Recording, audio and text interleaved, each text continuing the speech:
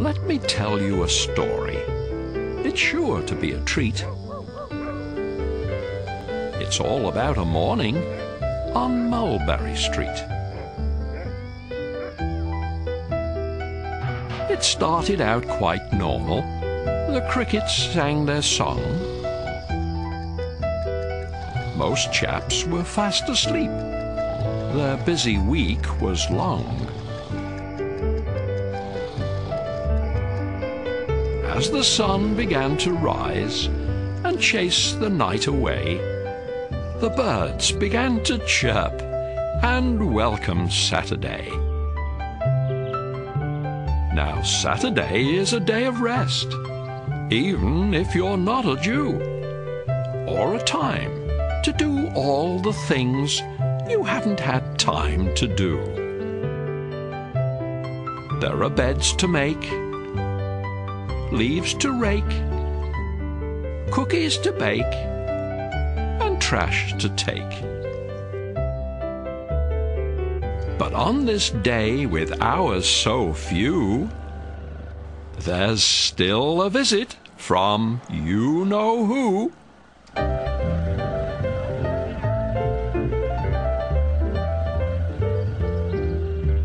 Now, Mulberry Street was well known for its difficult doors to take.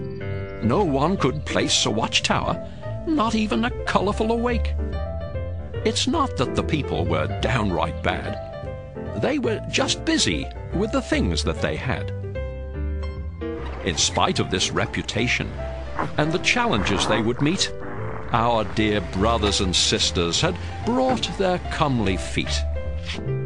The car captains started pointing and explaining where to go. Then they set off as directed, hoping seeds of truth to sow.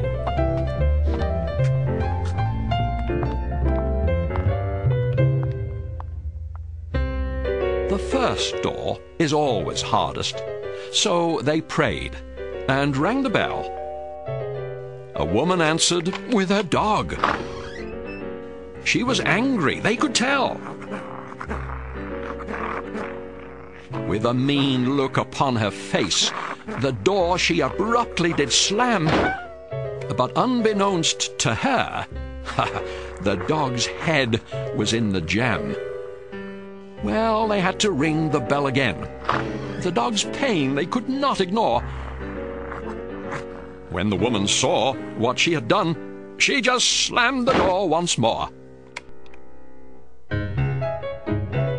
The lady at the next door was nice as she could be, but was busy with a call, as it was plain to see. As they turned to go, it happened. The most embarrassing thing, that phone against her ear began to loudly ring. The rest of the doors were the very same way.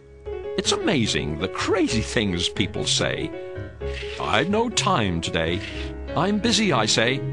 A Catholic I'll stay. Oh, go away!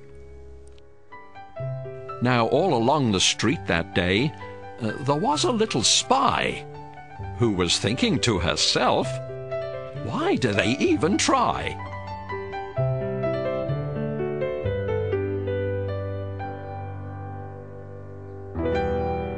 Across the street, the brother had something else to face.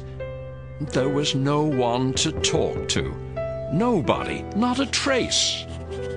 After knocking on so many doors, without a person found, he started walking toward the car and heard a familiar sound.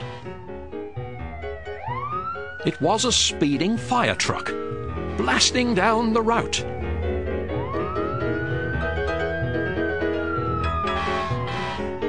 And all those so-called not-at-homes had people coming out. It was obvious how they felt, their spirit ready to break. But before they called it quits, there was one last door to take. When the last door opened, they saw no one at all. But then they both looked down and saw a girl so small. This girl had the same worries that come to those in youth. So she was very happy to hear good news of truth. Though this street had been a test for our brothers oh so dear, by the time they left that door, they were smiling ear to ear. The conclusion of the story is, no matter where you go, if you're in Jehovah's service, success you're sure to know. For on this lovely morning, our faithful friends did meet a little plot of fine soil. Yes, even on Mulberry Street.